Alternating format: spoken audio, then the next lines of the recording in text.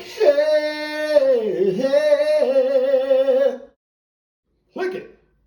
Black man has never been recorded to have just one woman. Right. Well, I think there's some actual facts we can look at on that. Monogamy has failed for the white man in America. But this is like saying it's okay. It's not me saying it's okay. This is how they're living. I'm giving you the history of what their life is. Black men haven't been waiting on me to tell them it's all right to have more than one woman. Neither have white men. This is just what they do. I'm not talking about fornication and adultery. I'm not talking about one-night stands and running around rampant with other women. That's not the kinds of, when I say more than one woman relationship. Mm-hmm. I mean that before we came to America, our men had more than one wife and family. And we were satisfied with it because we had not met the monogamy idea. We had not met the American white woman who, insists on certain kinds of values in her man. We had not learned envy and jealousy. All right. After coming here, those kinds of ideas were bred into us because of society and the mores that the Americans made up here. And so then we started to have problems with that.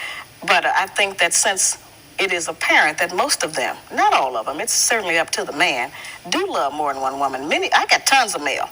A lot of black men write and tell me that they have had two women for 5, 10, 15, and 20 years, and they can't even get the women to speak to each other. Sometimes they have two families. Would I want to talk to a woman who's sharing perhaps the bed and the money and the social life with who I would deem as my man? If you want to deal in reality, and if you are not insecure, and if you don't think that robs you of something, you would want to know them. If he loves her, you certainly should want to know her. There are a lot of black women out there who say, I know they're mad about that idea. I understand, That would never hold water. Wait a minute, that's not easy.